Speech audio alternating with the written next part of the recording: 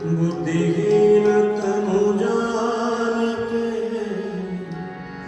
सुमिरो पवन कुमार बल बुद्धि विद्या देहु मोहे हरहु कलेश विकार सिया राम जय जय राम मेरे प्रभु राम जय जय राम हमारे राम जी सो राम राम कहियो जी हनुमान हमारे राम जी सो राम राम कहियो जी हनुमान कहियो जी हनुमान कहियो जी हनुमान कहियो जी हनुमान कहियो जी हनुमान हमारे हरे प्यारे राम जी सो कहियो जी हनुमान हमारे प्यारे प्यारे राम जी सो कहियो जी हनुमान जय हनुमान ज्ञान गुण सागर जय कपीस तिहुँ पूजा राम दूत अतुलित बल धाम जय लोक पवन सुतनाम महावीर विक्रम बजरंगी कुमार सुमति के अंजन बरन विराम सुमति मान मुकुंदल गुंचित भक्त वर प्रजा बिराजिए आने मोदी मूसा सुमन के श्री नंदन तेरी प्रताप तेरी महारुणि विचार रामचरित सुनहि को रसिया राम लखन सीता हमारे राम जी सो राम राम कहियो जी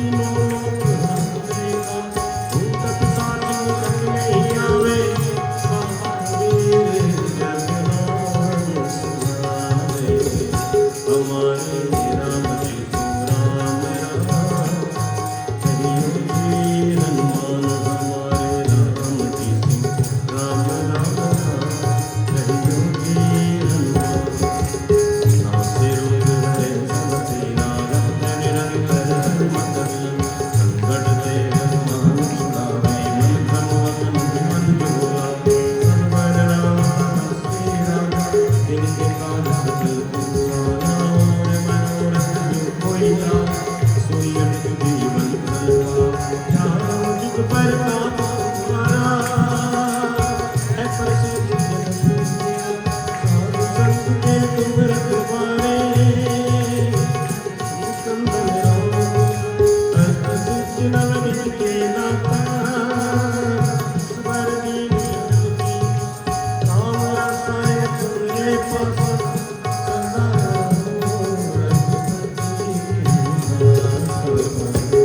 राम जी से राम राम कहियो जीवन हमारे राम जी से राम राम कहियो जीवन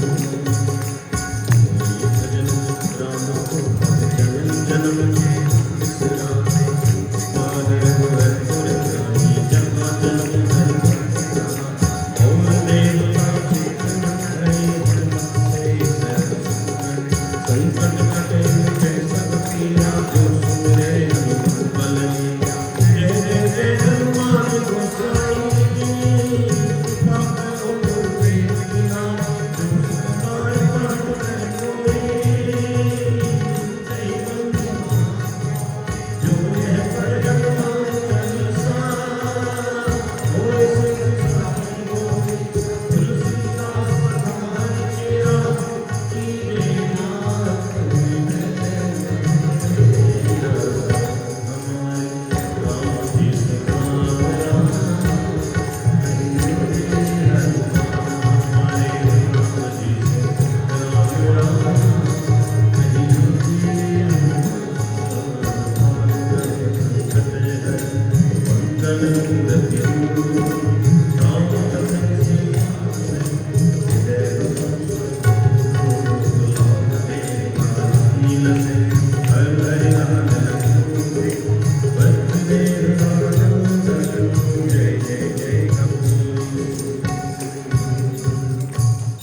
तपन रामचंद्र भगवान की पवन सुत हनुमान की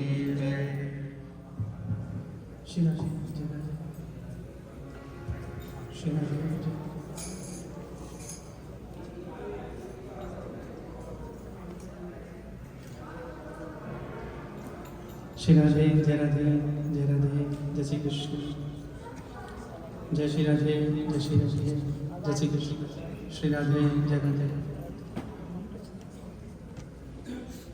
जय श्री राधे जय श्री राधे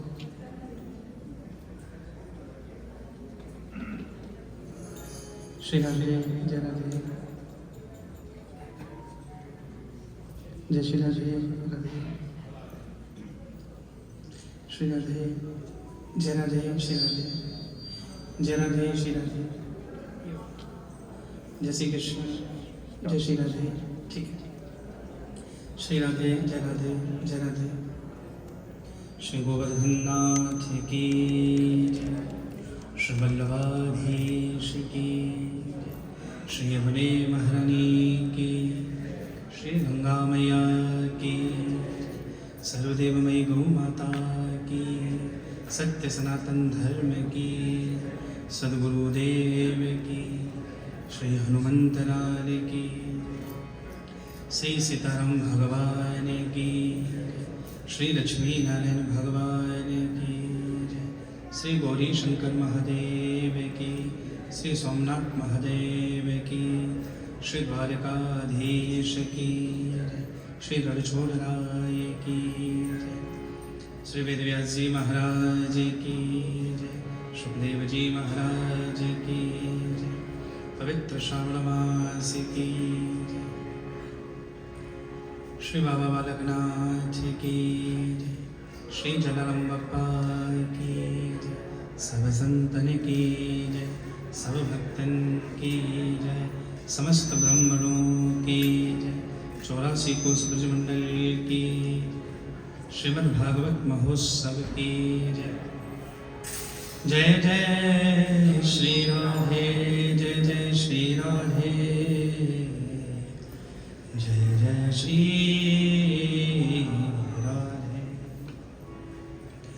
ओम नमो भगवते वासुदेवाय स्वस्ति श्री गणेशाय नमः श्री सरस्वत्यै नमः श्री गुरुचरणकमलेभ्यो नमः विघ्नेश्वराय वरदाय सुरप्रियाय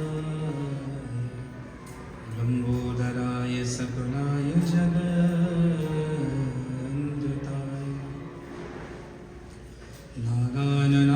नागाननाय श्रुतियज्ञविभूषिताय गौरीसुताय गणनाथ नमो नमस्ते। वंशी विभूषित करार नवनीरदाभा पीताम्बरादरुण बिंब फलादरुष्ठा पूर्णेन्दु सुंदर मुखाधर विंद नेत्रा कृष्णात् परं किमपि तत्त्वमहं न जाने। यं प्रव्रजन्तमनुपेतुमपेतु कृत्यं द्वैपायनो विरह कातरया जुहाव पुत्रेति तन्मयतया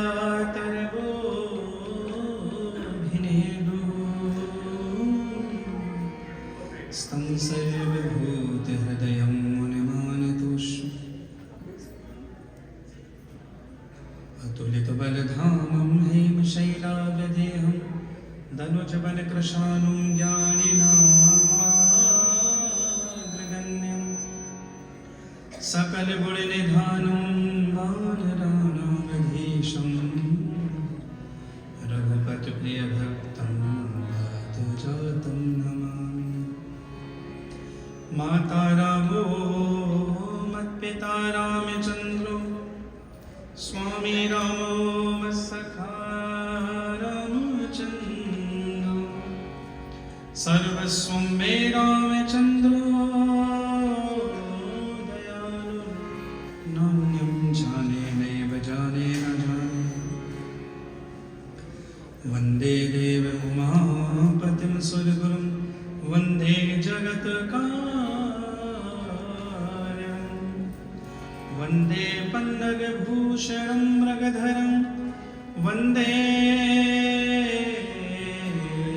पशूनां पतिं वन्दे सूर्यशशाङ्कवन्निनयनं वन्दे मुकुन्दप्रियं वन्दे भक्तजनाश्रयं च वरदं वन्दे शिवं शङ्करं। सर्वमङ्गलमाङ्गल्ये शिवे सर्वार्थसाधिके शरण्ये त्र्यम्बके गौरी नारायणी नमोस्तुते। नारायणं नमस्कृत्य नरं चैव नरोत्तमं देवीं सरस्वतीं व्यासं ततो जयमुदीरये। नमो बुभ्यः श्रीमतिभ्यः सौरभेव एव च नमो ब्रह्मसुताभ्यश्च पवित्रेभ्यो नमो नमः। गुरुर्ब्रह्मा गुरुर्विष्णु गुरुर्देवो महेश्वरः गुरुर्साक्षात् परब्रह्म तस्मै श्री गुरुवे नमः। भक्त भक्ति भगवत गुरु चतुर राम बपू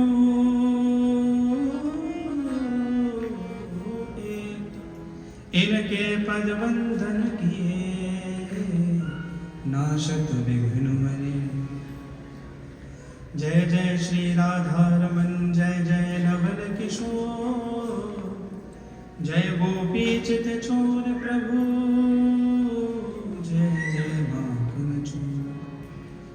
श्री गोवर्धन नाथ पादयुगलं हेयं वीन प्रियं नित्यं श्री मथुराधिपं सुखकरं श्रीविठ्ठलेशं मुदा।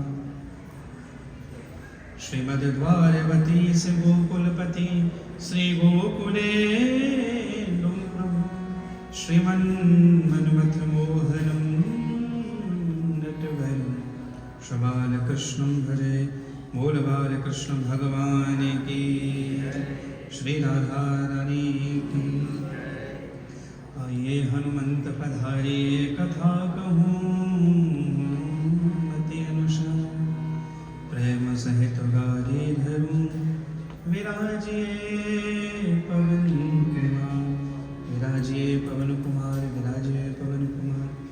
श्री गुरु चरण सरोज रज निज मन मुकुर सुधार वरण रघुबर बिमल जसु जो दायक फल चार जो दायक फल चार। बोलिए श्री हनुमान जी महाराज की, सद्गुरुदेव की। गोविंदा गोपाला मुरली मनोहर नंदलाला गोविंदा गोविंदा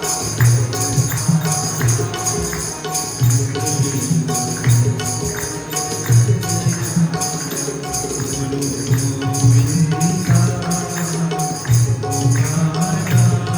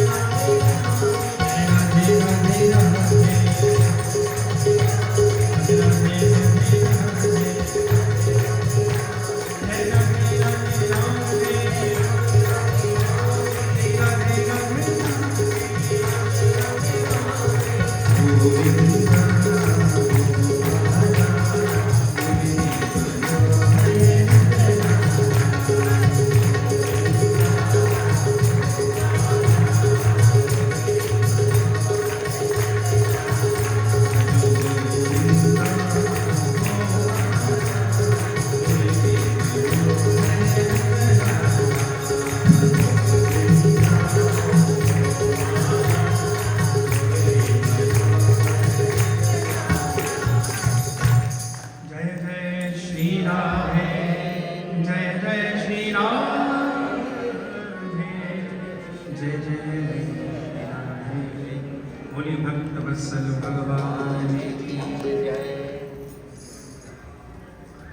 हरि शरण हरि शरण हरि शरण। परम कृपालु भक्त वत्सल भक्त वंशावतारो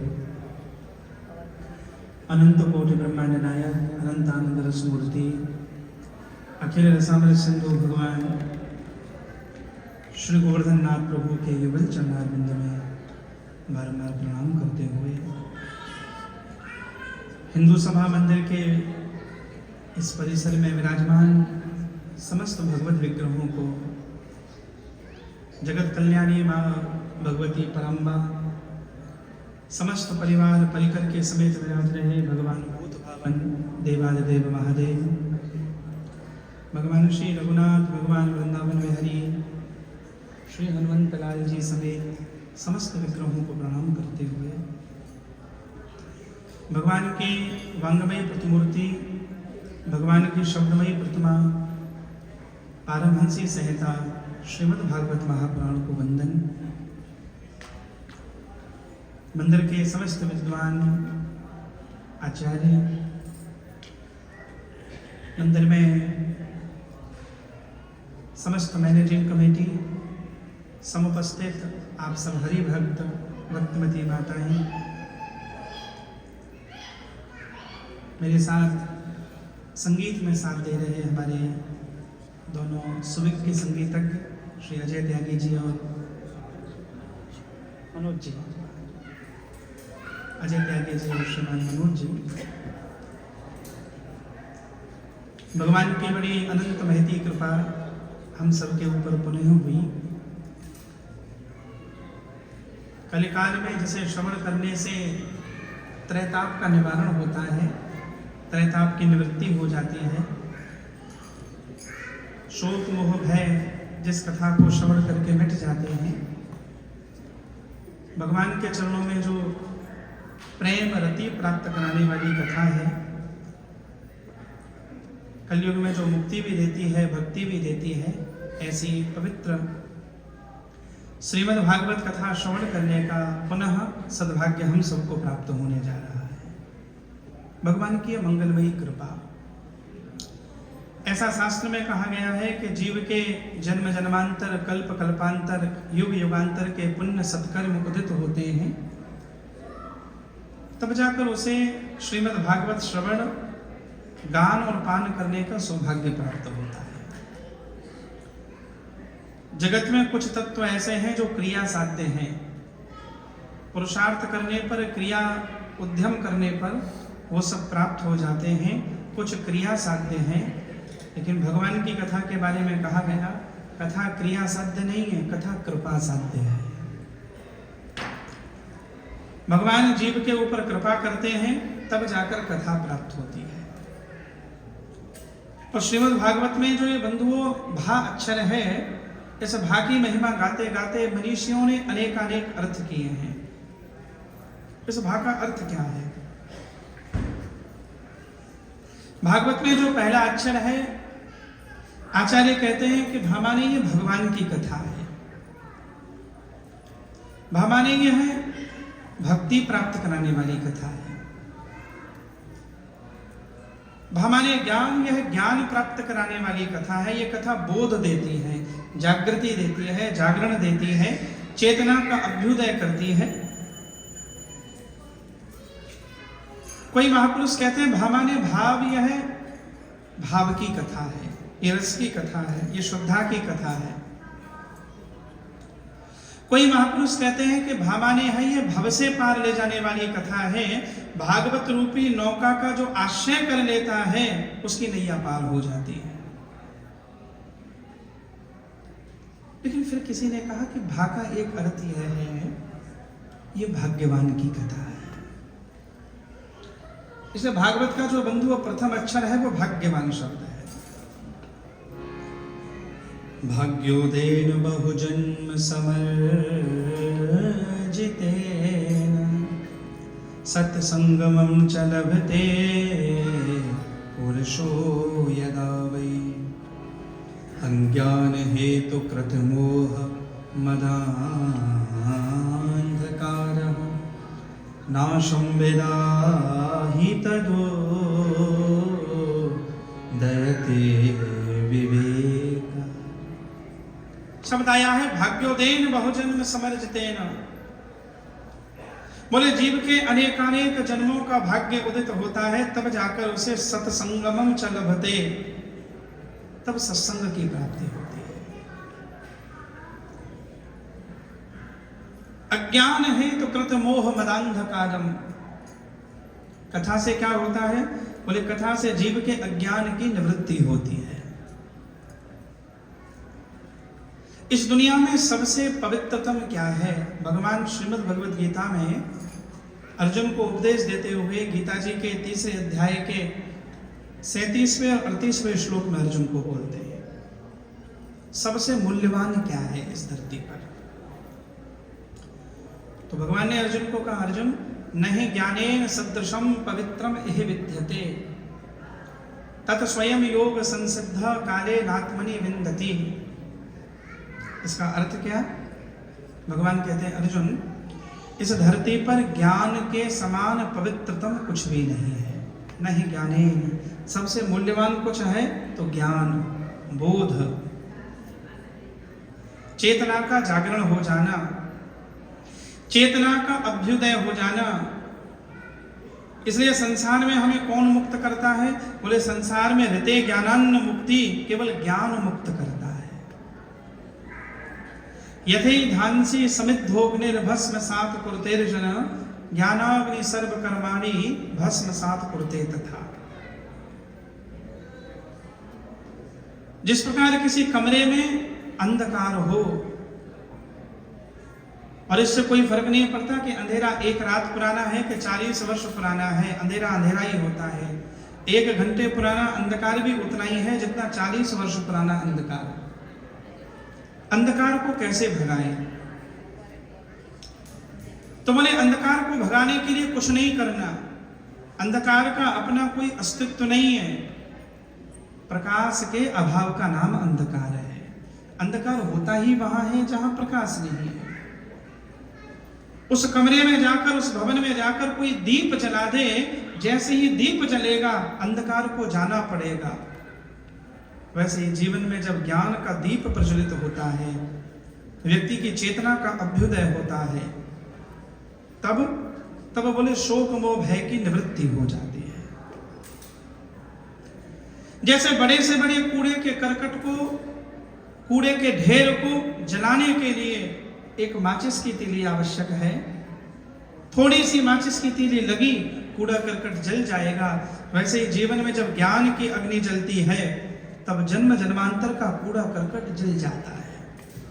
इसलिए भगवान अर्जुन को कहते हैं, अर्जुन ज्ञान के समान पवित्रतम कुछ नहीं है।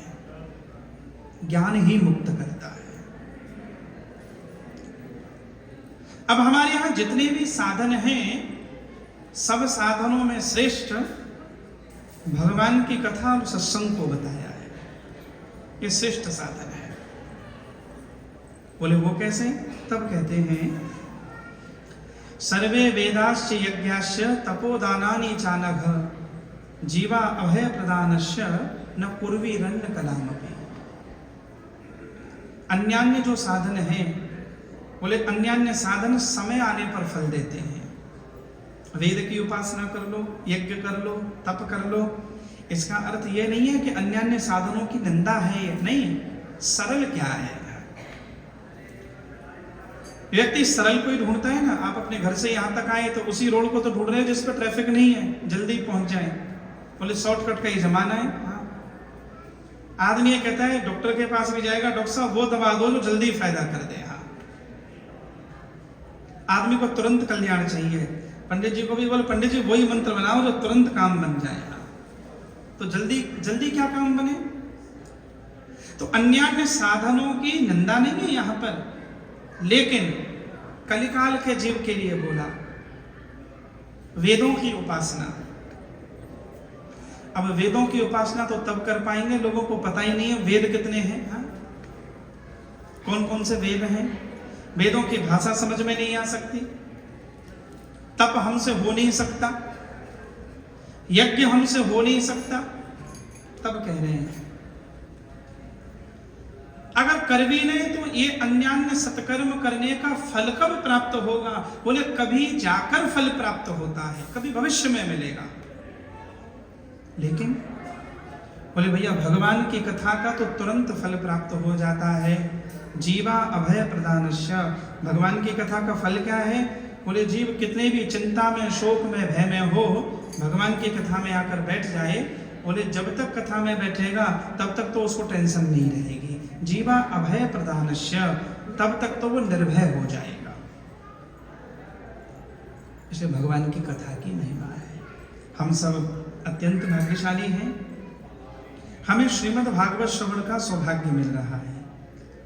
श्रीमद् भागवत भगवान वेदव्यास के द्वारा रचित ग्रंथ है। इसके रचयिता हैं वेदव्यास।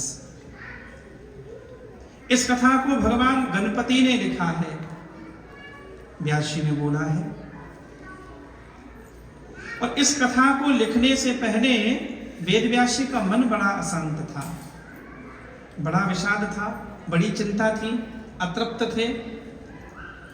और ऐसा कहा जाता है इस कथा को लिखने के बाद ही भगवान वेदव्यास जी के मन को संतोष प्राप्त हुआ, वो तृप्त हुए।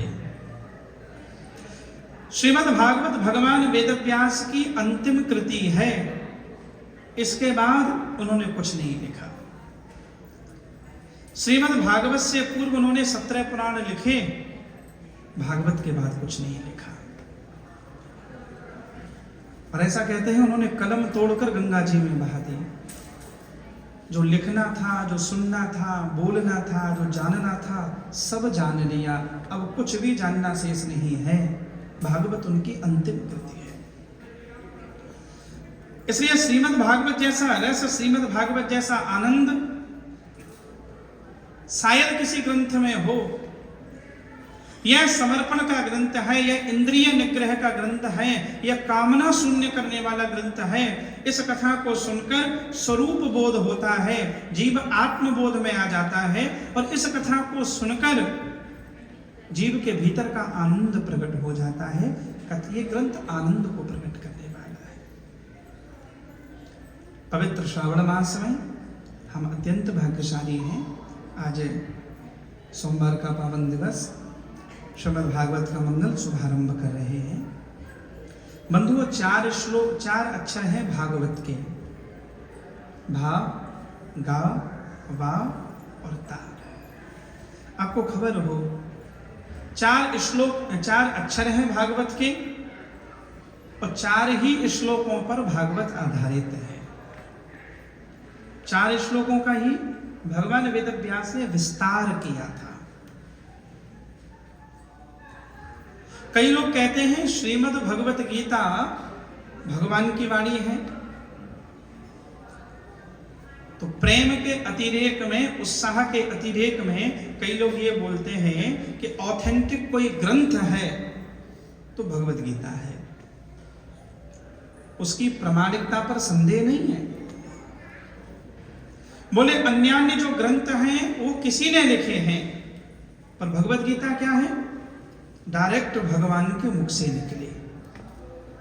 गीता की महिमा है, गीता गंगोदकम पित्वा पुनर्जन्म न विद्यते। उसकी महिमा कितनी गाएं, लेकिन यह समझ लीजिए श्रीमद् भागवत भी भगवान के मुख से ही निकली है।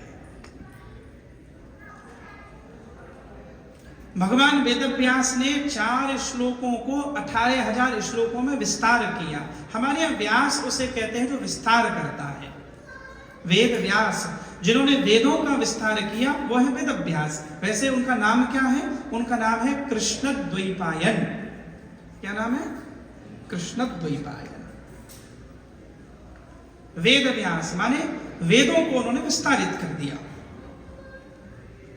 सबसे पहले भागवत थी 4 श्लोकों में। उन 4 श्लोकों को, ये जो ग्रंथ आपके सामने है, इसमें है 18,000 श्लोक। 4 श्लोकों को 18,000 श्लोक। अब मूल बात यह है, वेद व्यास जी को वो 4 श्लोक किसने दिए, वो कहां से आए? आपने तो बड़ी कथाएं सुनी, नारद जी ने। मैं ये कथा बोल रहा हूं तो 2 बातें और स्पष्ट कर दूं कि पहली बात तो यह है, वेद व्यास जी जो हैं वो भगवान के 24 अवतारों में से एक अवतार हैं। पहले तो सामान्य नहीं है, वो भगवान के 24 में से एक अवतार। वेद व्यास जी को वो 4 श्लोक दिए थे नारद जी ने। नारद जी कौन है? नारद जी भी भगवान के 24 अवतारों में से एक अवतार है। तो पहली बात तो अवतार ने अवतार को दिया, चलो ये भी ठीक है। लेकिन हम ऋषि की दृष्टि से देख रहे हैं कि वेदव्यास नाम के ऋषि को नारद जी नाम के ऋषि ने 4 श्लोक सौंपे। भाई इन 4 श्लोकों में प्रेम है, रस है, आनंद है, त्याग है, वैराग्य है। ये जब बढ़ेगा, इसकी खुशबू फैलेगी। हम घर में अगरबत्ती जलाते हैं, इत्र लगाते हैं कि जो भी इस खुशबू को सूंघेगा आनंद में आ जाएगा। इन 4 श्लोकों में प्रेम है, रस है, आनंद है, भगवत तत्व का बोध है, ब्रह्म सुख है।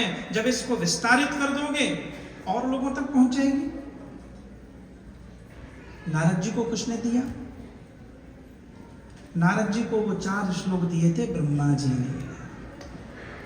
ठीक है, अब मूल बात पर आ जाओ, ब्रह्मा जी को किसने दिए थे?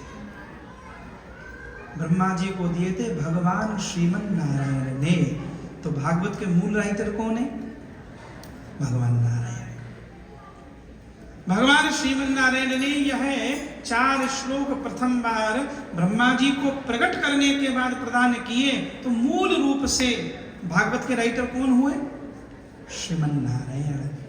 तो भागवत भी भगवान के मुख से निकली है और भगवत गीता भी ठाकुर जी के मुख से निकली है। इसमें 12 स्कंद हैं, 335 अध्याय हैं और 18,000 श्लोक हैं। इस कथा की एक महिमा और है। वैसे तो सारी कथाओं की होगी, लेकिन इसकी एक महिमा और है। इसको जितनी बार सुनते चले जाओगे उतनी बार ही लगेगा कि कुछ नहीं सुना। जितना जानते चले जाओगे ऐसा लगेगा और जानना शेष है। अब देखो, हिंदू सभा में हम ही 4थी बार शायद भागवत कर रहे हैं। पिछले साल जन्माष्टमी पे की। इसी व्यासपीठ पर बैठकर मैं शायद 3री-4थी कथा गा रहा हूं या 5वीं गा रहा हूं। यहां जो श्रोता बैठे हुए हैं 5-10 बार तो हमारी कथा ही सुन चुके हैं। मेरी ना सुनी हो तो कोई भी पूज्य चरण यहाँ इस पर विराजमान हो, 20 कथाएं 40 कथाएं सुननी होंगी। लेकिन एक फिल्म को देखने चले जाओ, आपको अच्छी लग जाए, दोबारा देखाओगे, 3री बार देखाओगे, 4थी बार देखोगे? नहीं जाओगे। एक भोजन को एक बार कर लो, आपको रसगुल्ला कितना भी बढ़िया लगता हो, लेकिन रोज खिलाएं तो अरुचि हो जाएगी। लेकिन श्रीमद् भागवत को जितना सुनते चले जाएंगे और अधिक सुनने की इच्छा प्रकट होती है और अधिक जानने की इच्छा प्रकट होती है। यह चित्त को प्रेम से भर देता है। इस कथा को सुनकर चेतना का अभ्युदय हो जाता है। इस कथा में कथा को औषधि कहा गया। जैसे औषधि को नित्य लेने से रोग की निवृत्ति हो जाती है, वैसे ही भगवान की कथा का नित्य सेवन करने से भय की और शोक की निवृत्ति हो जाती है। ये भगवान की कथा की महिमा। चलो, आप तो साल में 5 सुन लेते होंगे, 6 भागवत सुन लेते होंगे, 7 सुन लोगे, 10 सुन लोगे, और हम तो साल में 25, 26, 30 कथाएं करते हैं। कल ही हमने विंजर में कथा पूरी की, फिर यहाँ पर आ गए और पिछले 26 वर्षों से कथा गा रहे हैं। इस कथा को कितनी बार भी गा लो, नया दर्शन, नया उत्साह, नया विचार, नई संचेतना। जीवन की समस्याएं हर वर्ष के बाद नई हो, पर कथा हर बार समाधान दे रही है। ये कथा हजारों वर्षों पहले भी प्रासंगिक थी। जब हम वन में रहते थे, हम आदिवासी वनवासियों का जीवन जीते थे, वस्त्र भी ढंग से पहनना नहीं आता होगा, हम जंगलों में रहते थे, तब उस कालखंड की समस्याओं का समाधान भी कथा दे रही थी। और आज जब विकसित होते होते मनुष्यता यहां तक आ गई,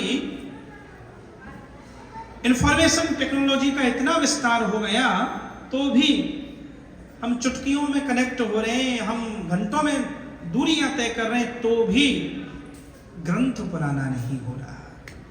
ये मन की ग्रंथियों को आज भी खोल रहा है। आज भी सुख की, शांति की अगर तलाश है तो हम ग्रंथ की शरण में आ रहे हैं। ये कथा क्या करती है?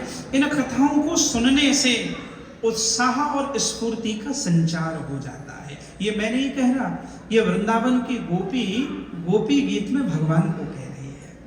जब कन्हैया रासलीला के मध्य में गोपिकाओं को छोड़कर चले गए, तब गोपी कह रही है, बड़ा मूल्यवान श्लोक है, तब कथामृतम तप्त जीवनम कविभिरीडितं कल्मषापः श्रवणमङ्गलं श्रीमदादितं भुवि गृह्णन्ति ते भूरिदा जना। वृंदावन की गोपी कह रही है, कन्हैया तुम्हारी कथा क्या है? तब कथा अमृतम। अब भगवान की कथा को अमृत कहा गया है।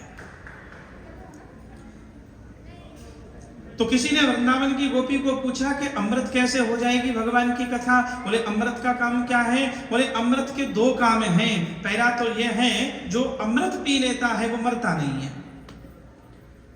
एक ऐसा भी कहा जाता है, अमृत मरे हुए को जीवित कर देता है। तो भगवान की कथा अमृत कैसे है?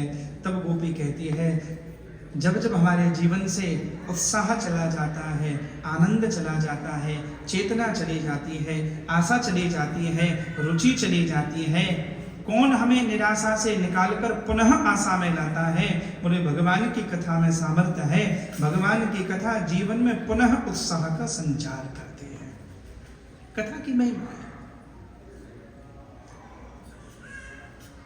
ठीक है, एक अमृत देवताओं के पास है स्वर्ग में, जिस अमृत को पीकर कहते हैं कि आदमी मरता नहीं है। तो भागवत अमृत को पीकर क्या होता है? बोले भागवत अमृत को पीकर हम मरेंगे नहीं, ऐसा नहीं है। गीता के कृष्ण कहते हैं, जातस्य ही ध्रुवो मृत्यु। देखो ये जीवन का ये तो शाश्वत सत्य है, मरना है, इसमें कोई डाउट नहीं। अब इस सत्य को प्रेम से स्वीकार करो या हिचकियां लेकर स्वीकार करो, रो के स्वीकार करो या हंस के, हमें छोड़कर जाना है एक दिन। और यह भी सत्य है कि अकेले ही जाना है। हाँ। कभी कभी किसी को कथा में बोलो ना, हम ऐसे ही बोलते हैं, भाई आप कथा में नहीं आए। हाँ। तो एक बहन एक बार बोली लंदन में हमें, बोले मैं तो आने को तैयार थी पर कोई संग नहीं मिली। अच्छा, जब यमराज लेने आए तब कहना कि कोई संग नहीं है मेरे यहाँ। यमराज को भी कहना मैं कैसे जाऊं, कोई संग तो चले मेरे। तो वहां भी तो अकेले ही जाना है। एक चरण रहस्य चित्त मनंत ईसे युंजीत तद व्रतसु साधुसु चेत प्रसंग। भागवत में एक प्रसंग में आया, जिसको अपना कल्याण करना है वह अपनी आत्मा को ही अपना मित्र बना ले। आत्मैव हुआत्मनो बंधुः आत्मैव विपरात्मनः। जो स्वयं को मित्र बना लेता है उसी की नैया पार होती है। इसलिए हमारा कोई संग नहीं है, या स्वयं ही स्वयं के उद्धारक बन जाओ, स्वयं के मित्र बनो।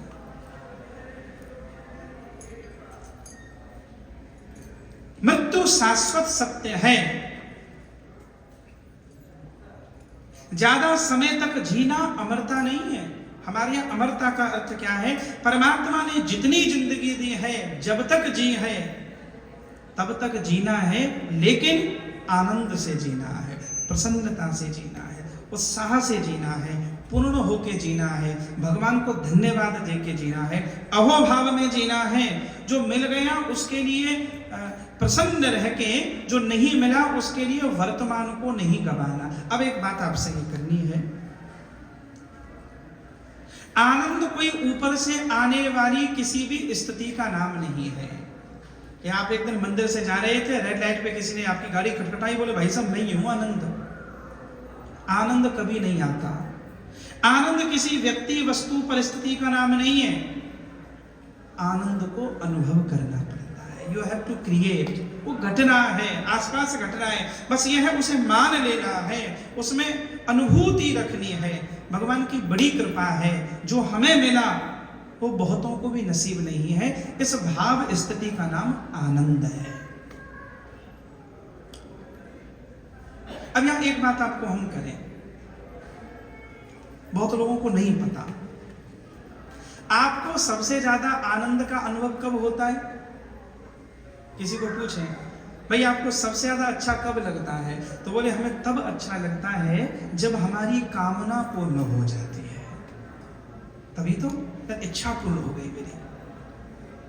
नहीं, आपको अभी तक पता ही नहीं है। कामना पूर्ण होने का नाम आनंद नहीं है। हाँ। तो हमारी इच्छा थी कि एक गाड़ी मिल जाए हमें, ठीक है, बोले महाराज जी गाड़ी मिल गई हमें, तो जिस दिन गाड़ी खरीद के लाए बड़ा आनंद आया। अगर आनंद आया तो 2-4 दिन तक क्यों नहीं आया, एक ही दिन क्यों आया? अब इसको समझो। कामना पूर्ण हो जाने की स्थिति का नाम आनंद नहीं है। जब गाड़ी घर में आ गई अथवा कोई भी विश पूरी हो गई, तब क्या हुआ? तब आपका मन घंटे, 2 घंटे, 4 घंटे के लिए कामना रहित हो गया, डिमांडलेस हो गया। मन के ऊपर कोई स्ट्रेस नहीं, मन के ऊपर कोई बोझ नहीं। आप वर्षों से इस बोझ को लेकर जी रहे थे, भाई गाड़ी खरीदनी है, आज मिल गई तो क्या हुआ? मन कामना रहित हो गया। आपकी विश पूरी होने का आनंद नहीं है, मन के डिमांडलेस हो जाने की स्थिति का नाम आनंद था। अब ये अवस्था जब तक रहेगी, 1 दिन, 2 दिन, 3 दिन, तब तक आनंद मिलेगा। बोले कब तक मिलेगा? बोले जब तक कोई नई कामना आकर तुम्हारे सर पे न बैठ जाएगी। जैसे ही वो आई फिर मन स्ट्रेस में आ गया। तो कामना पूरी हो जाने पर आनंद नहीं मिला, कामना मुक्त हो जाने पर। अब ज्ञानी लोग क्या करते हैं? अब वो जो अवस्था है जो 2 घंटे या 1 दिन तक ऐसी रही, जिसमें आनंद रिलैक्स था, आज कोई टेंशन नहीं है, प्रोजेक्ट पे काम चल रहा था, बोले आज पूरा हो गया, तो कब तक आनंद है? बोले जब तक नया प्रोजेक्ट ना आ जाए। जैसे ही वो आके धरा तुरंत स्ट्रेस प्रारंभ। कामना शून्य अवस्था को धीरे धीरे अभ्यास करके, अभ्यासेन तु मनः कौन्ते, लंबा ले जाना है।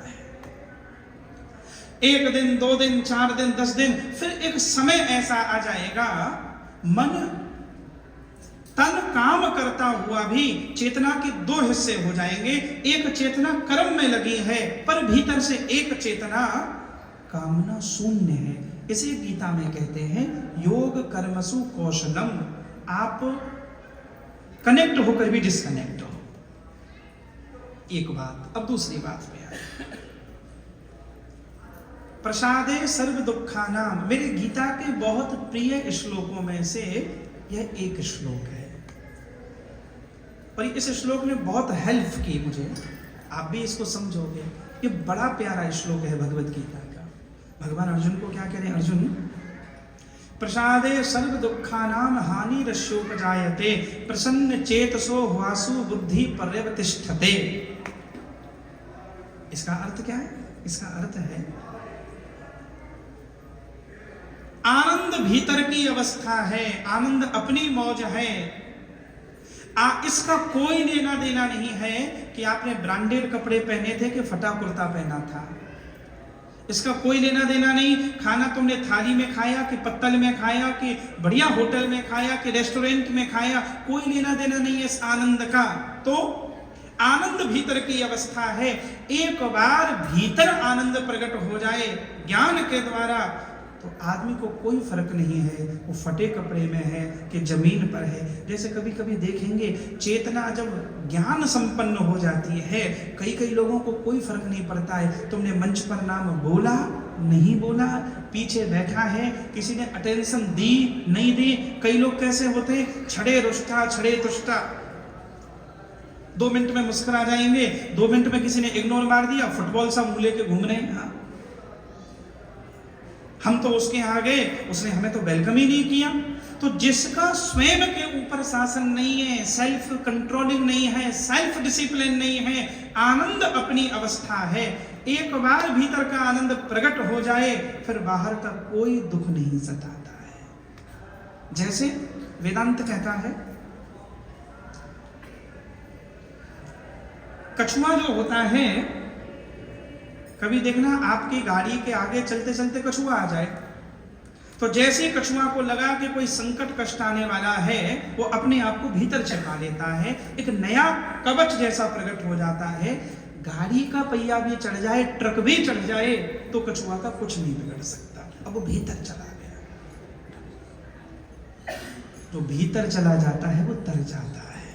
इसलिए मैं एक लाइन कई बार बुलवाता रहता हूं लोगों से, वो एक लाइन में बड़ा आनंद है, इसमें प्रश्न भी है, इसमें उत्तर भी है।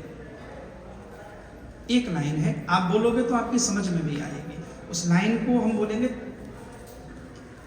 3 शब्द हैं। मैं भीतर गया, एक बार बोलिए, मैं भीतर गया। आई समझ में? अब कुछ लोगों को थोड़ी देर में आएगी। मैं भीतर गया, मैं भीतर गया, मैं भी तर गया। ध्यान रखना, जो भीतर जाता है वो तर जाता है। आनंद सुख प्रसन्नता ये भीतर है, ये बाहर नहीं है। इसका कोई लेना देना नहीं, तुम कहां बैठे, किसने कुछ किया, नहीं, ये भीतर है। एक बार ये भीतर का रस प्रकट हो जाए, अब ये कैसे होगा? गुरु कृपा से, आचार्य कृपा से, शरणागति से, ग्रंथ के आश्रय से, निरंतर अभ्यास से, संकल्प से, डिसिप्लिन से एक बार यह प्रकट हो गया, फिर आदमी के जीवन में मौज ही मौज है। वह प्रकट ना हुआ तो दिन में 20 बार तुमको सुख मिलेगा और 20 बार तुम्हें दुख प्राप्त होगा। अब हो क्या रहा है, हम जी कम रहे हैं, मर ज्यादा रहे हैं, हम जी नहीं पा रहे। इसलिए गीता का ये श्लोक बड़ा अद्भुत है। भगवान अर्जुन को कहते हैं, अर्जुन प्रसादे सर्व दुखानाम, एक बार भीतर की प्रसन्नता प्रकट हो जाने पर, वो निज रूप का अनुभव हो जाने के बाद, मैं कौन हूं? मैं शरीर नहीं हूं, मैं शरीर के भीतर हूं। सदा में समत्वम न मुक्तिर न बंध चिदानंद रूपः शिवोहम शिवोहम, मैं उनका अंश हूं। इसलिए प्रसन्नता कभी नहीं आती। प्रसन्नता हमारे जीवन जीने के स्तर से आती है, हमारे विचार से आती है, हमारे चिंतन से आती है, हमारी दृष्टि क्या है, हमारा जीवन के प्रति विचार क्या है, हम जी कैसे रहे हैं। एक लाइन में इसको समझें, जो वर्तमान में जीता है वो प्रसन्न रहता है। वर्तमान में जियो, आज में जियो, जो मिल गया उसके लिए ईश्वर को धन्यवाद दो। तो आनंद कामना की पूर्ति में नहीं है। जब जब तुम्हारा मन, आप लोग घूमने गए हिल स्टेशन, नदी के तट पर बैठे हो, बोटिंग कर रहे हो, बड़ा आनंद आ रहा है, आनंद तो पहले भी था, थोड़ी देर के लिए तुम्हारा चित्त कामना शून्य हो गया। ये कभी कभी होगा। जैसे भगवान के सत्संग में बैठे, थोड़ी देर के लिए अपने आप को भूल गए। आदमी फिल्म देखता है तो 2 घंटा उसे क्यों अच्छा लगता है कि 2 घंटा वो भूल गया, मैं रामलाल हूं कि बाबूलाल हूं कि कौन लाल हूं, वो भूल गया। जब जब भूल गया, मन कामना शून्य हुआ, एकदम आनंद प्रकट हुआ। तो कामना शून्य अवस्था को, यहां कोई बालक या कोई प्रश्न कर सकता है कि कामना शून्य कैसे हुआ जा सकता है? हुआ जा सकता है अभ्यास से। अब वो कैसे? जब पहली बार आपने गाड़ी चलाना सीखा था, किसी को बगल में बिठाया तो पहली बार कितनी टेंशन हुई थी गाड़ी चलाते चलाते। तो आपने ये भी कहा होगा, यार ये भी कोई बात है, अब मैं क्लच दबाऊं कि गियर लगाऊं, उसी टाइम पे ब्रेक लगाऊं, रेस लगाऊं, और मैं आगे भी देखूं पीछे भी देखूं, या मैं नहीं चला सकता, इतना काम करना है। चलो गियरलेस गाड़ी तो अब 10-20 साल में आई हूं, पहली बार जब गाड़ी चलाना सीखा होगा तो पहले दिन तुमको ऐसा लगा होगा या मैं गाड़ी नहीं चला सकता। बगल वाले को कहा था तू बात मत कर मुझसे, हाँ मैं डिस्टर्ब हो रहा हूं। फिर ये भी सोचा होगा अपने दोनों पैरों को एक साथ कैसे बैलेंस बनाएंगे। लेकिन फिर अभ्यास किया, 2 दिन के बाद, 3 दिन के बाद, 4 दिन के बाद, जब गाड़ी चलाते चलाते एक्सपर्ट हो गए, फिर एक दिन ऐसा भी आ गया आपको गाड़ी चलाने के लिए कोई प्लान नहीं करना पड़ रहा। आपकी चेतना का एक हिस्सा गाड़ी को चला रहा है, अपने आप गियर लग रहा है, क्लिच दब रही है, मुड़ भी रहे हो और आप सोचते कुछ और हो, गाने भी सुन रहे हो, बात भी कर रहे हो, कोई फर्क नहीं। फिर ऐसा भी दिन आया जब एक उंगली से भी आप गाड़ी चलाना, यह क्या था? अभ्यास था। निरंतर अभ्यास करने से चेतना कर्म भी करती रहेगी और चेतना मुक्त भी रहेगी सबसे। यह कैसे होगा? यह अभ्यास से होगा, यह भगवत शरणागति से होगा, भगवत बोध होगा। इसलिए हमारे यहाँ कथा क्या करती है? कथा उसी चेतना को स्पर्श करती है। अब ये जो कुंडलिनी जागरण शब्द है, हमारे यहाँ योगात्मक भी है, जपात्मक भी है, क्रियात्मक भी है, प्रेमात्मक भी है, भजनात्मक भी है। महापुरुष लोग योग सिद्धियों के द्वारा कुंडलिनी का जागरण करते हैं, लेकिन पक्का मानना भगवान की कथा भी कुंडलिनी को जागृत कर देती है। निरंतर कथा सुनने वाले का भी जागरण एक अलग स्तर का होता है, बोध प्रतीत। भागवत जी के प्रथम श्लोक को हम प्रणाम कर रहे हैं, दोनों हाथ जोड़कर। सच्चिदानंद रूपाय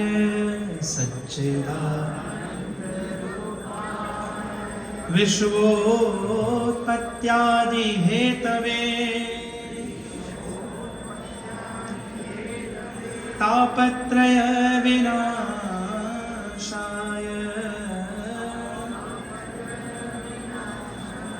श्री कृष्णाय वयं नमः। भागवत की महात्म का ये प्रथम श्लोक है और भागवत क्या देने वाला है?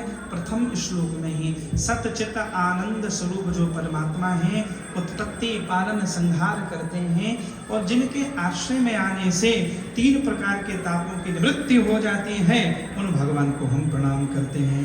श्री कृष्णाय वयं नमः। बोल कृष्ण कन्हैया। हम भी भगवान को प्रणाम करें।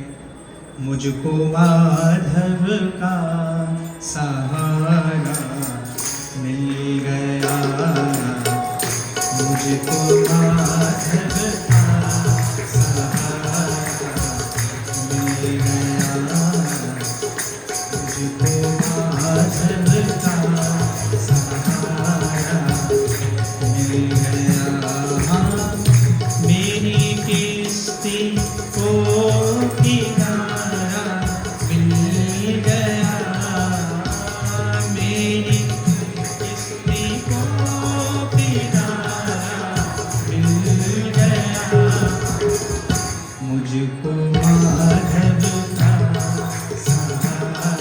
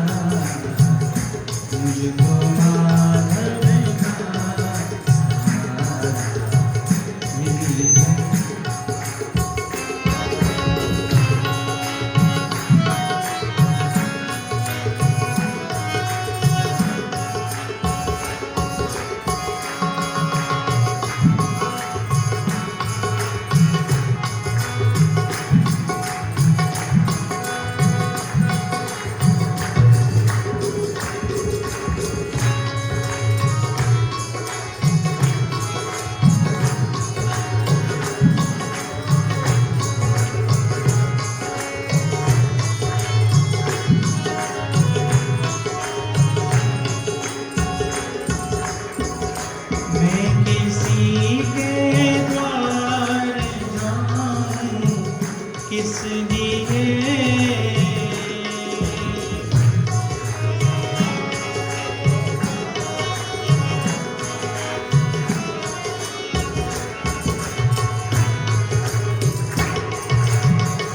मैं किसी के द्वार जाऊं किस लिए मैं किसी के द्वार जाऊं किस लिए मुझको है का दुआरा मिल गया मुझको है का दुआरा मिल गया मेरी किस्ती को किनारा मिल गया मेरी किस्ती को किनारा मिल गया मुझको है का सहारा मिल गया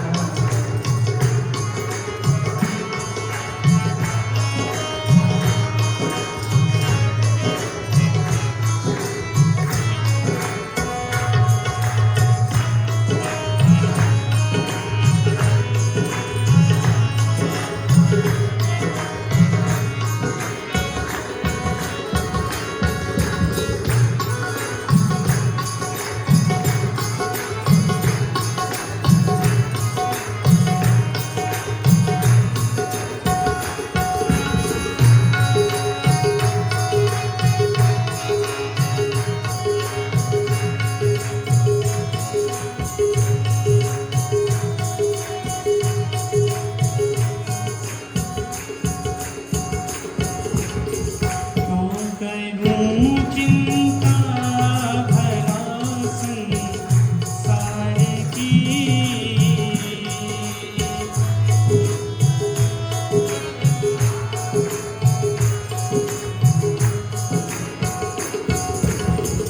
क्यों करूं चिंता भला संसार की मुझको मेरा श्याम प्यारा मिल गया थोड़ा ताली बजाते हुए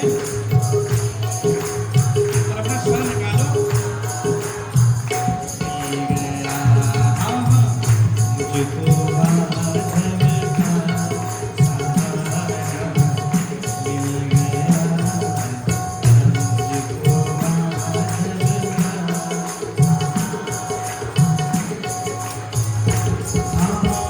मेरी किस्ती को किनारा मिल गया मेरी देखो हम बड़े भाग्यशाली हैं भगवान के द्वार में हैं भगवान के दरबार में हैं उनकी शरण में हैं कबीरा सब जग निर्धना धनवंता नहीं सोए धनवंता सोई जानियो जाको राम नाम धन होए इस गृहस्थ में रहते हुए जिनको दर्शन मिल रहा है जिसको कथा मिल रही है जिसको कीर्तन मिल रहा है संत संग मिल रहा है सुखदारा और लक्ष्मी ये तो पापी के भी होए बड़ा मकान बड़ी गाड़ी ये तो सब प्रारब्ध है ही जाएंगे सुखदारा और लक्ष्मी पापी के भी होए संत समागम हरि कथा तुलसी दुर्लभ होए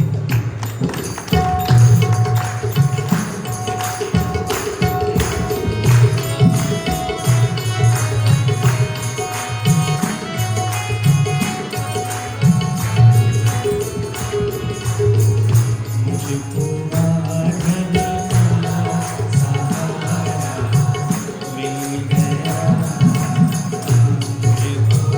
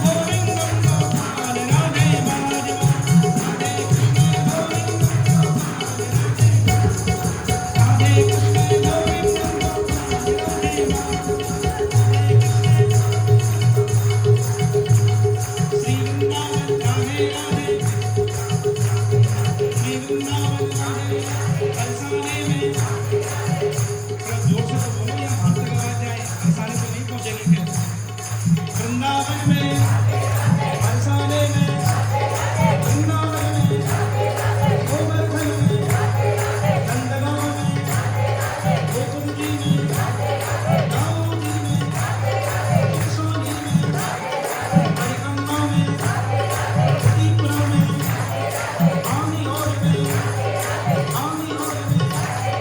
नानकासी में, निरंजी में, उन्नति में, प्रेमकली में, मोहन जी में, राधे राधे राधे राधे, राधे कृष्ण गोविंद गोपाल, राधे माधवा, राधे कृष्ण गोविंद गोपाल, राधे कृष्ण गोविंद गोपाल, राधे माधवा, राधे कृष्ण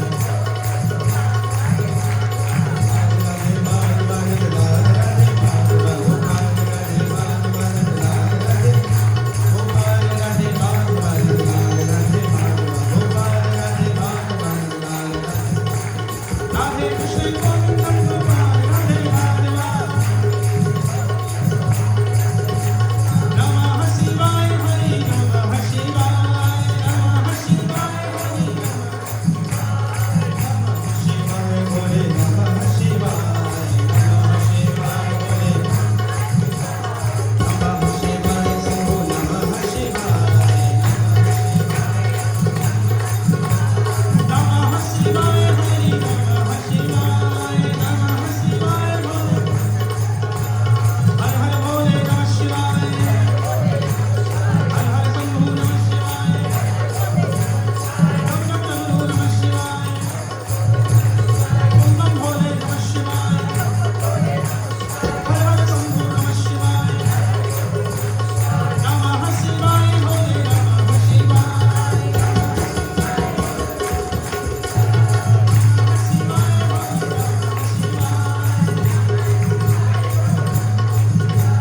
नमः शिवाय भोले नमः शिवाय, नमः शिवाय भोले।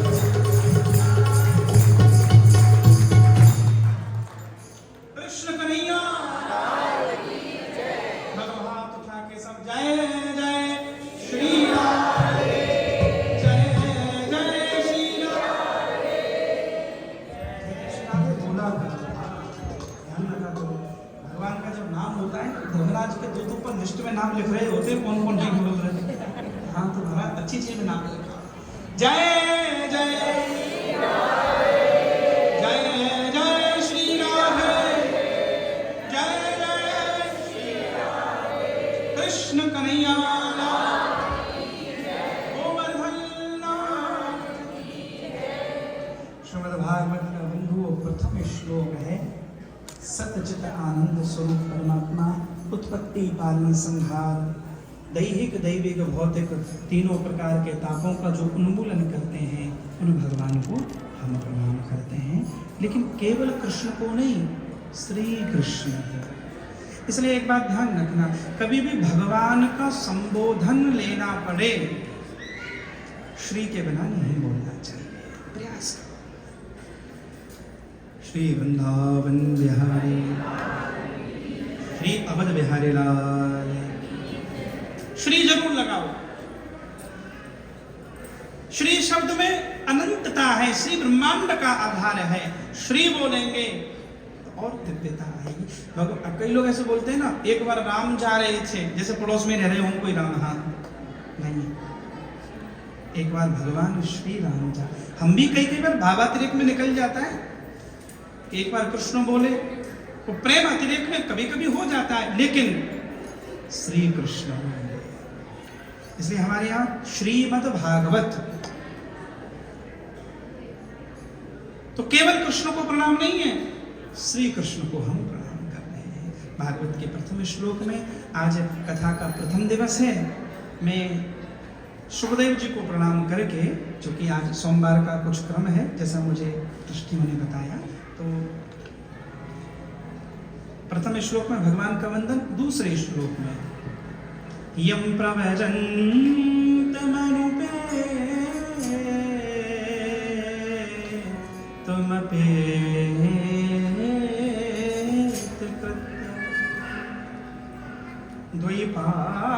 द्वैपायनो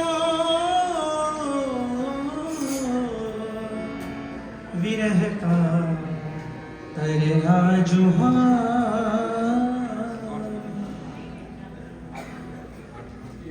पुत्रेति तन्मयतया तर्वोऽभिनेदुः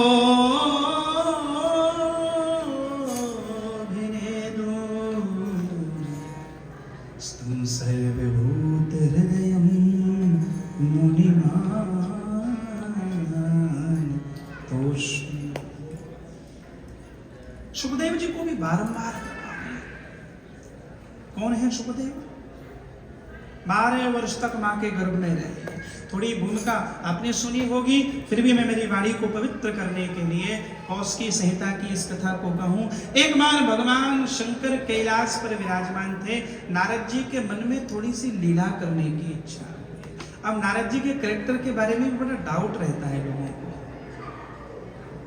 कई लोग मजाक में बोल देते हैं कि जो कोई इधर उधर की कर रहा हो ना मोहल्ले पड़ोस में, बोले पूरा नारद जी है। जैसे नारद जी का काम इधर उधर की करना ही होगा। और भागवत में एक जगह पर आया भी है कि नारद जी का काम है जहां न लगी हो वहां लगा देते हैं। बताओ क्या? अरे आग की नहीं कह रहे, जहां न लगी हो वहां लगा देते हैं। भगवान की लगन लगाते हैं, और जहां लगी हो उसे तीव्र कर देते हैं। नारद जी के मन में थोड़ी इच्छा हुई लीला करने की, और नारद जी फिर गए कैलाश पर्वत पर।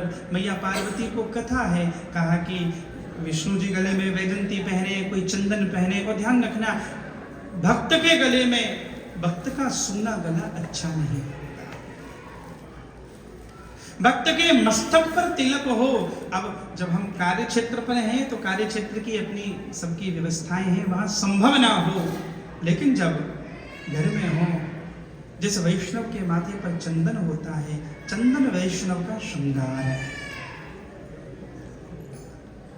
कोई रुद्राक्ष पहनता है, कोई वैष्णव गले में तुलसी की माला पहनते हैं। तुलसी भगवान को अत्यंत प्रिय है। जिसके गले में कंठ में कंठी है, ठाकुर जी का कृपा भाजन बनता है। नारद जी ने कहा पार्वती जी को कि भगवान शंकर गले में नरमुंड की माला क्यों पहनते हैं? तो पार्वती जी ने कहा भी मैं तो कभी पूछ भी ना पाऊं। नारद जी ने कहा पूछ लेना। फिर तो चले गए वो। थोड़ी देर के बाद भगवान शंकर घर में लौट कर आए, देखा तो पार्वती जी थोड़ा अप्रसन्न है। तो भगवान शंकर ने पूछ लिया भी कोई बात हुई? तो उन्होंने कहा गले में नरमुंड की माला क्यों पहनते हैं, आपने कभी बताया नहीं। शंकर जी ने कहा पहले तुम बताओ, नारद जी घर में आए थे क्या आज? तुम बताओ। बिना नारद के कौन ये लीला करे? नारद जी पधारे थे, बोले हाँ। तब कहा बताना पड़ेगा। तब कहते किसी और के नरमुंड नहीं, तुम्हारे ही नरमुंडों की कथा है। पुनरपि जननम पुनरपि मरणम। पिछले जन्म में आप दक्ष की पुत्री थी सती, तो मैं इतनी बार जन्म ले गई मर गई, आप कभी ना जन्म लिया ना मृत्यु को। भगवान ने कहा मैं अमर हूं, एक बार जो अमृत को प्राप्त हो जाए वो आवागमन में नहीं फंसता। तब पार्वती जी ने कहा कि मुझे एक बार कथा सुनाओ, मैं भी अमर होना चाहती हूँ। तो भगवान शंकर कथा सुनाने को राजी हुए, लेकिन 2 शर्तें रखी हैं इस कथा की। पहली शर्त क्या है? बोले पहली शर्त यह है कि इस कथा को नेत्र बंद करके बोलूंगा। अब इस भाव को समझना, श्रीमद् भागवत समाधि अवस्था में लिखा गया ग्रंथ है। श्रीमद् भागवत समाधि अवस्था में बोला गया ग्रंथ है। श्रीमद् भागवत समाधि अवस्था में लिखा गया ग्रंथ है। इसलिए भागवत की जो भाषा है ना, वो समाधि की भाषा है। भागवत का एक नाम है पारमहंसी संहिता। परमहंसी, ये परमहंसों की संहिताएं हैं। भागवत का ज्ञान सामान्य ज्ञान नहीं है, भगवान वेदव्यास के संपूर्ण जीवन का सार है। पहली शर्त मेरी यह है कि नेत्र बंद करके कथा करूंगा। और दूसरी शर्त क्या है? बोले दूसरी शर्त मेरी यह है कि तुम हुंकारा भरती रहना। क्यों? बोले सो ना जाओ।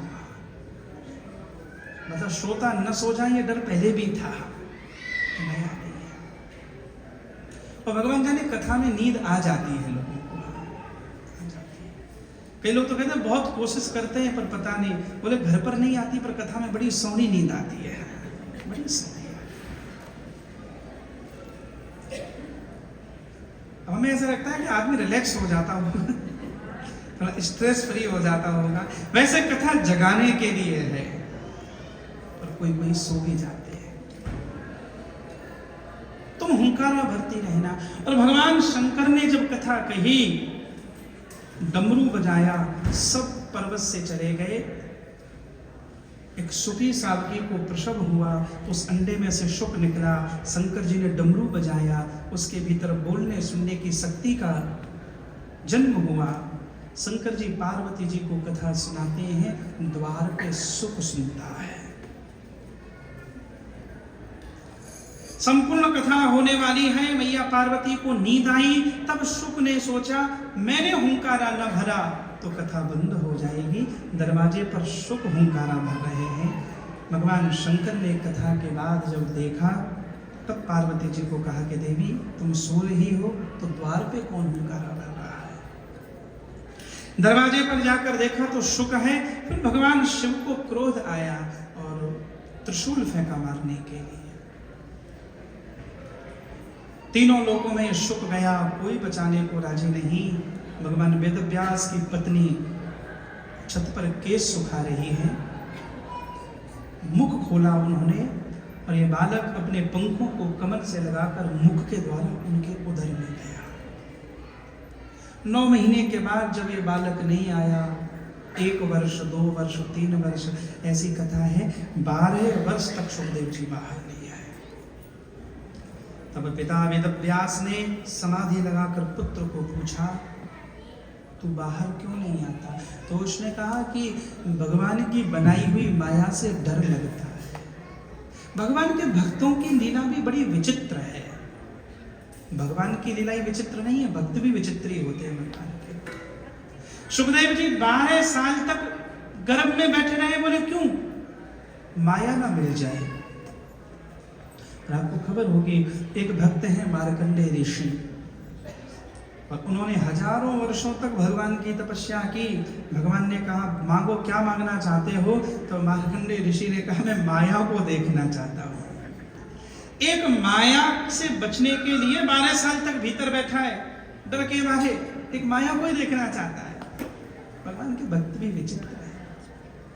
सुखदेव जी ने गर्भ के भीतर से कहा पिताजी मैं बाहर आऊं, भगवान की बनाई हुई माया ना मिल जाए मुझे, और माया महा ठगनी हम जाने। बड़ी ठगनी है, कोई अंत नहीं है इसका। एक शर्त पर मैं बाहर आऊं, मैं बाहर जन्म लेकर आऊं। सबसे पहले तो द्वारकाधीश का दर्शन हो, और एक बार वो ये वचन दे दें कि मेरी माया सुखदेव को न व्यापेगी। गर्भ के भीतर बैठे बैठे सुखदेव जी ने देख लिया, भगवान द्वारकाधीश आए, वचन दिया। तब 12 वर्ष के बाद सुखदेव जी प्रकट हुए। माता पिता भगवान को प्रणाम करके जंगलों में दौड़े। 12 वर्ष के पिता वेदव्यास उनके पीछे दौड़े। पुत्रेति तन्मयतया, अरे बेटा रुक जा, अरे बेटा रुक तो सही, कुछ क्षण तो रुक जा, तेरा कोई संस्कार नहीं हुआ। तब सुखदेव जी ने कहा पिताजी जिनमें विकार होते हैं उनके संस्कार किए जाते हैं। जो बीमार होगा उसी के लिए औषधि है। जंगलों में दौड़े। एक घटना और घटी। देवलोक से अप्सराएं नदी में आकर स्नान कर रही थी, नग्न होकर स्नान करती थी। किसी के आने की आवाज आई, तब उन्होंने सोचा अब वस्त्र पहन लेने चाहिए। बाहर गए, और जब एक अप्सरा ने देखा सुखदेव जी आ रहे हैं, तब उसने कहा इसके सामने कपड़ा पहनना न पहनना एक ही बात है। क्यों?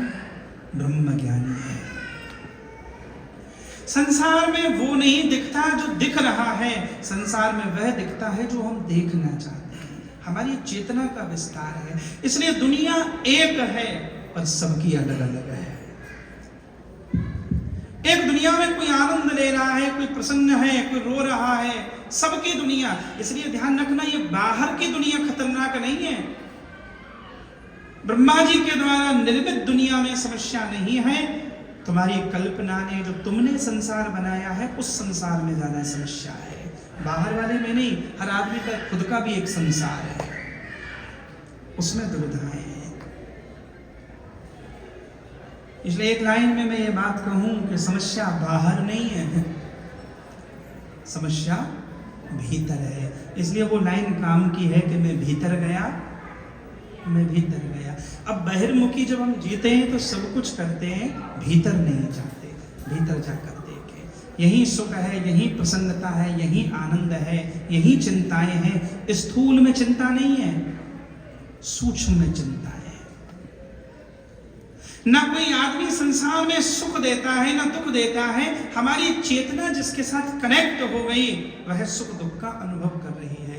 इसलिए समाधान बाहर नहीं, भीतर है। अप्सराओं ने वस्त्र नहीं पहने, सुखदेव जी निकल गए। फिर उनके पिता आए वेदव्यास, तो अप्सराओं ने कपड़े पहनकर प्रणाम किया। तब उन्होंने कहा, बेटियों, मेरा जवान बेटा जब तुम्हारी आंखों के सामने आया, तुमने कपड़े नहीं पहने, मुझे देखकर कपड़े पहने, ये भेद क्यों कर रही हो? तब उसने कहा कि बाबा, आप जानते हो कि आप पुरुष हैं, हम स्त्री हैं। आपको दिखाई पड़ता है कि ये पेड़ है, ये पशु है, ये पक्षी है। तो उन्होंने कहा, मैं देख पा रहा हूं। बोले, आपका जो बेटा है वो तो इस भेद से भी मुक्त हो गया है। ना उसे जड़ दिखाई पड़ता है, ना चेतन दिखाई पड़ता है, ना कोई मनुष्य दिख रहा है, ना पशु दिख रहा है। वो सबके भीतर परम तत्व का दर्शन कर रहा है, सबके भीतर परम तत्व। और गीता में भगवान की आज्ञा है, विद्या विनय संपन्ने ब्राह्मणे गवि हस्तने सुनी चैव स्वपाके जा पंडिता समदर्शना। अर्जुन, सच्चा ज्ञानी वही है जो समदर्शी है। समदर्शी कौन है? जो सबके भीतर परम तत्व का दर्शन करने वाला है। उसके सामने विद्वान ब्राह्मण आ जाए तो भी, मूर्ख आ जाए तो भी, ब्राह्मण आए तो भी, शूद्र आए तो भी, गौ आए तो भी, कुत्ता आ जाए तो भी, सबके भीतर भेद नहीं करता, परम तत्व का दर्शन करता है। पंडिता समदर्शना। जो समानुभूति करने वाला है वह ज्ञानी है। आत्मवत् सर्वभूतानि यह पश्यति स पंडितः।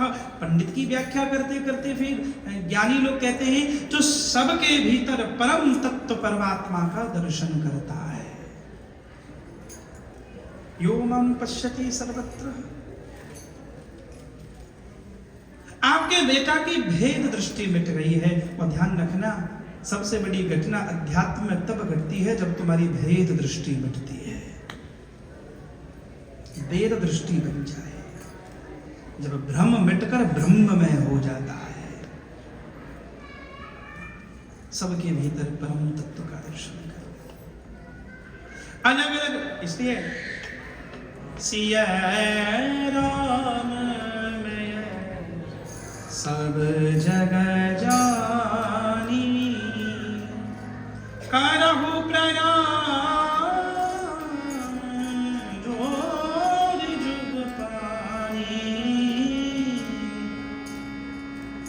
सातव सब मोहि नय जग देखा, सातव सब मोहि नय जग देखा।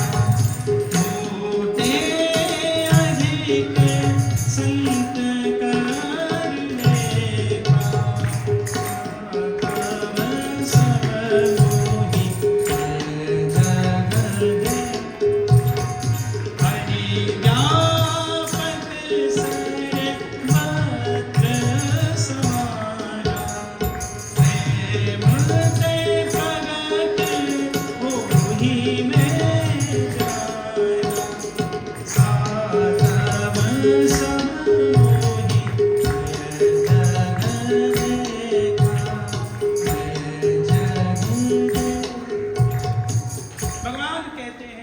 आत्मविभक्ति वह है मोहि मय जग देखा। सारे संसार में परम तत्व परमात्मा का दर्शन करो, यहाँ एक ही है, दूसरा कोई नहीं है। ये भेद दृष्टि जब मिट जाए। उन सुखदेव जी महाराज को बारंबार प्रणाम करते हैं। सुखदेव जी महाराज की। इस प्रसंग के साथ आज प्रथम दिवस की कथा हम लोग श्रवण कर रहे हैं।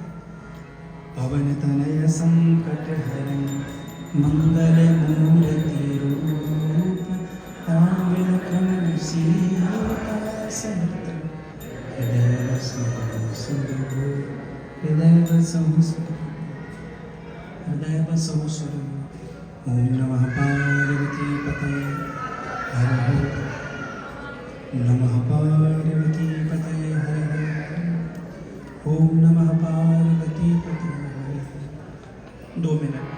हरे राम राम राम सीता राम।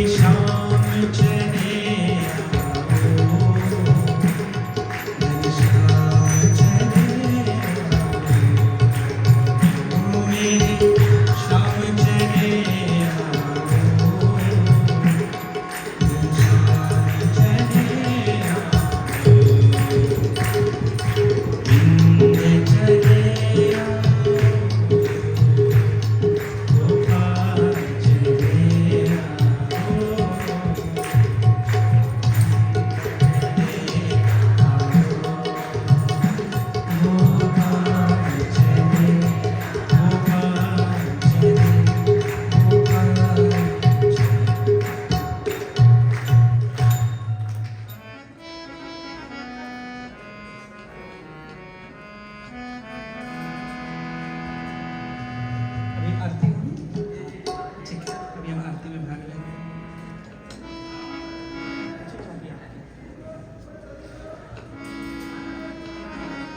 कल 6 बजे से द्वितीय दिवस की कथा रहेगी। आप सब समय से पधारें और कल दूसरे दिवस की कथा का हम लोग आनंद लें।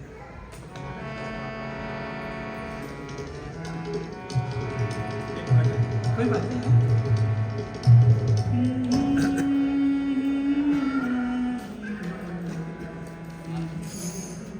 आपको सूचना देंगे 1 बजे कर